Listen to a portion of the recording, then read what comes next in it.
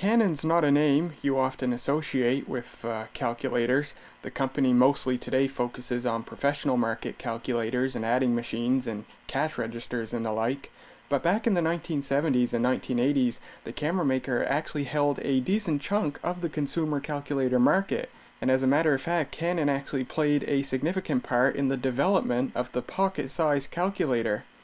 It was in 1970 that Canon introduced the world's first pocket-size portable calculator. It was called the Canon Pocketronic, and it was developed jointly with Texas Instruments. Texas Instruments handled the electronics of the calculator, and then Canon developed the calculator itself.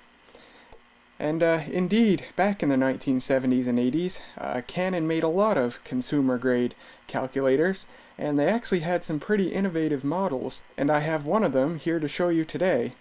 This is the Canon Multi 8 basic calculator, and it was made sometime between 1977 and 1979. I got this on eBay for $20, and it's in beautiful mint condition, and it works perfect. Now the Canon Multi 8 is just a basic calculator, but it does have one very special feature, and it's the display. This has a vacuum fluorescent display, and it's actually a dual line display.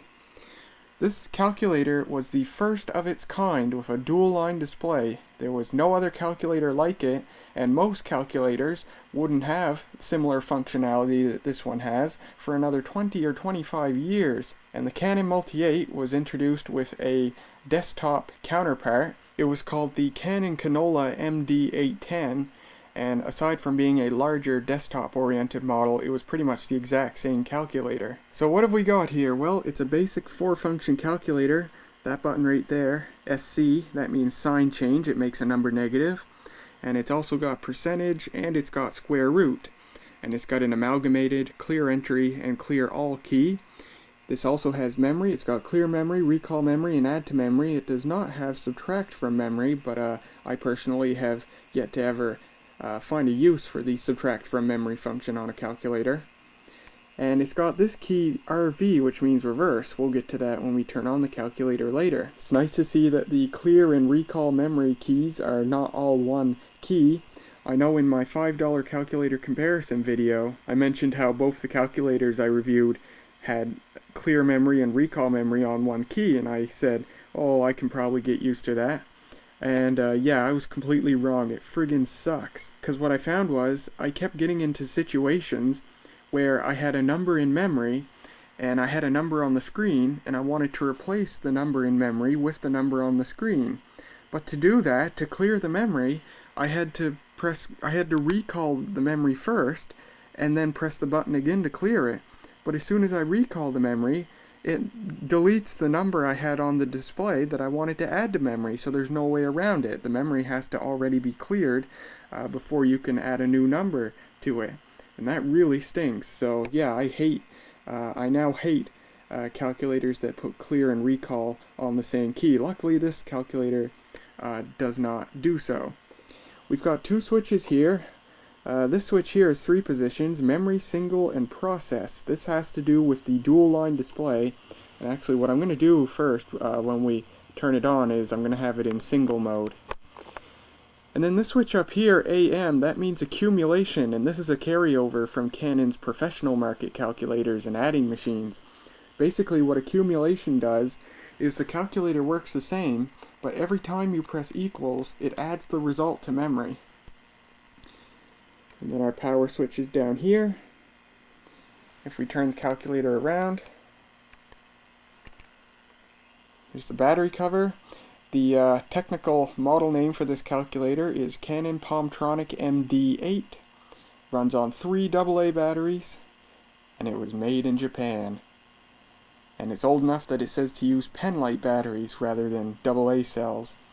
And it also has an AC adapter jack right here, 4.5 volts.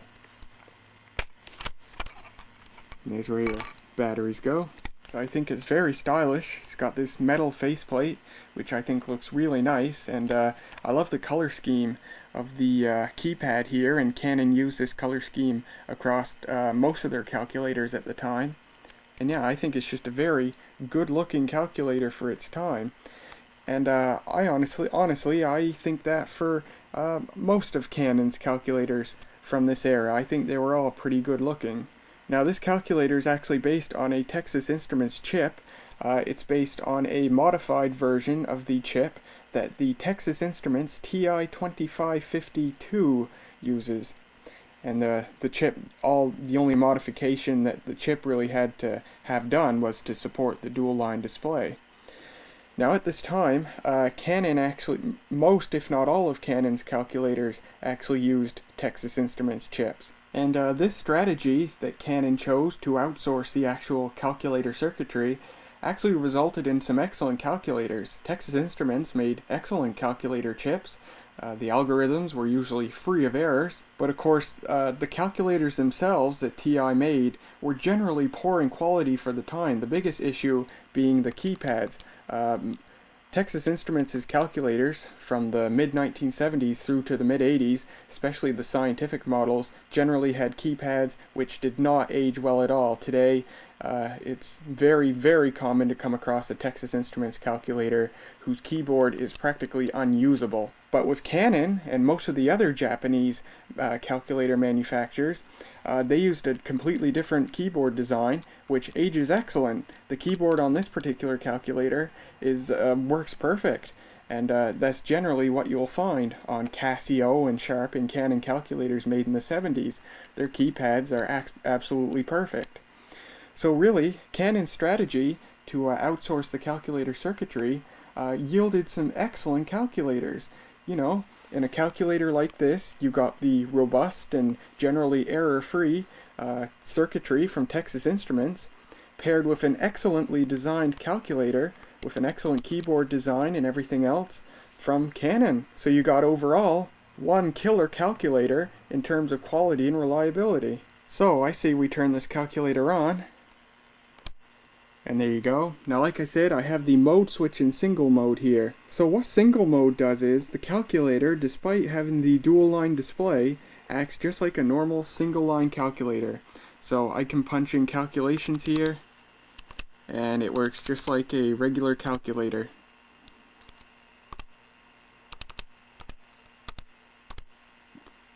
And I can test the memory here, add that to memory, and then when I recall, there it is. So that's the single mode. It just acts like a regular single line calculator. Next I'll switch into process mode, and this is where the dual line display comes into play. Now ignore that upper 0 there, that's just a glitch. So how process mode works, and it's presumably the main mode that you would want to use the calculator in, is when you enter calculations, the dual line display can show both numbers that are being used in the calculation, and in addition it actually shows the operator itself. Now if I turn the calculator off here and turn night shot on, you'll see on the dual line display here that there's this funny looking set of segments on the far left of the lower display, and that actually shows the operators.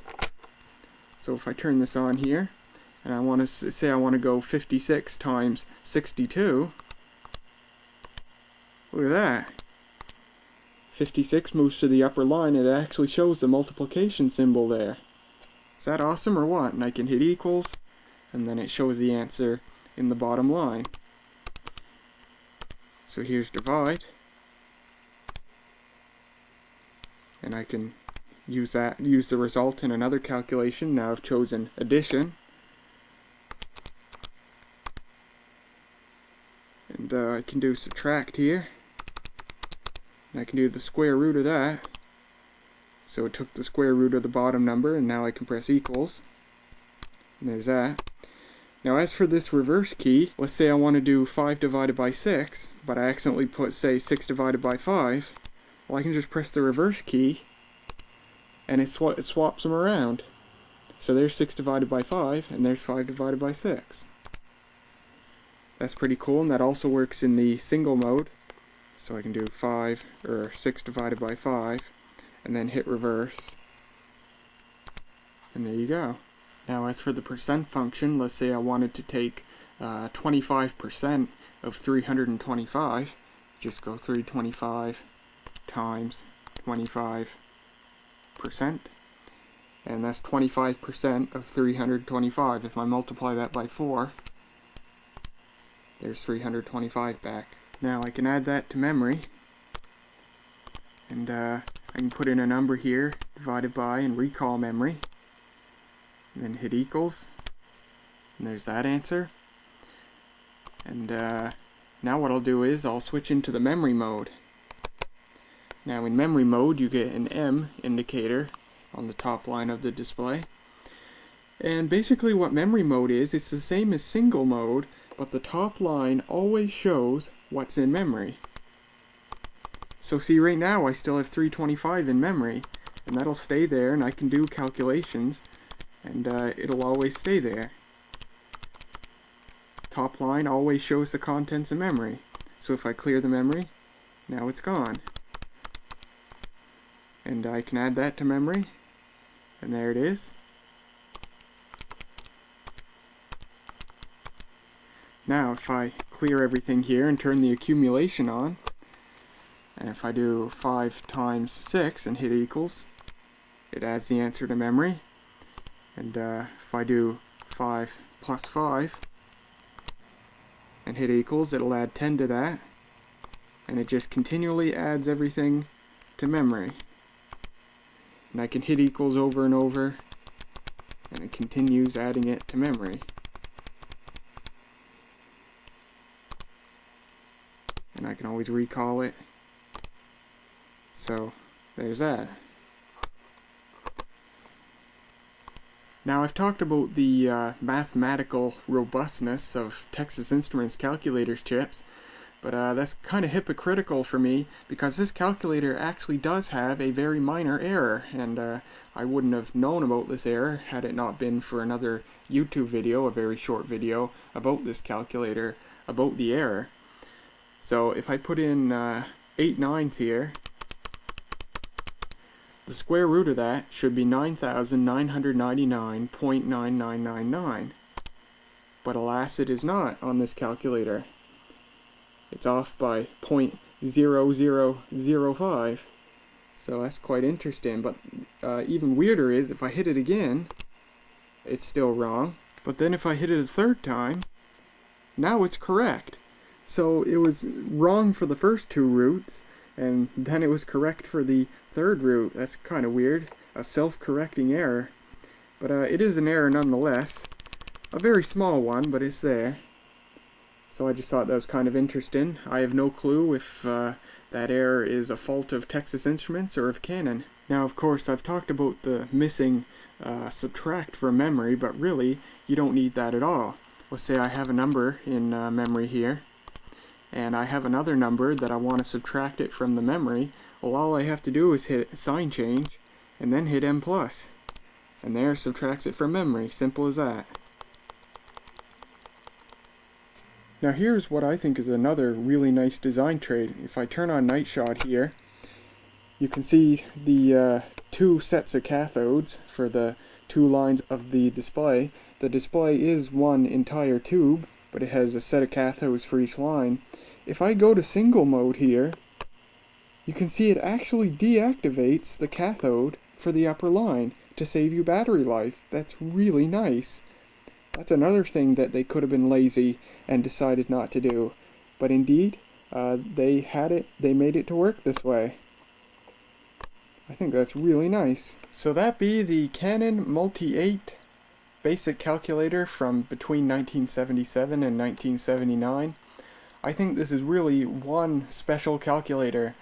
It's a really high quality calculator that has no age-related problems with the keyboard or anything else.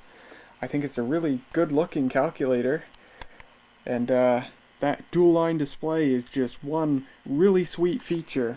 If I was still taking my digital systems class, which I was using my Texas Instruments TI 1025 in before it bit the dust, this thing would have been a perfect replacement for that calculator. This is a really great calculator. And if you want one of these, they're not too terribly hard to get a hold of. They're not nearly as common as other vintage Canon calculators or other vintage calculators as a whole. but they are by no means rare. There is usually one or two of these on eBay at any given time. And I got this one for $20, and that's usually about what you can grab one of these for. So if you're interested in vintage calculators, this is certainly a model that I would recommend getting. And you know, this is only my first Canon calculator, but I think it's already sold me on vintage Canon calculators as a whole based on the research I've done. Canon's calculators back in the 1970s and 80s were very high quality pieces of equipment, and I think they're all pretty good looking calculators, so I think in the future I will certainly be getting at least a couple of more Canon calculators. So there you go. I hope you guys enjoyed, and I will see you guys next time. I can do 2. Okay, 22 plus 6. Okay, 66. Gives you 88. Yeah, it works just fine.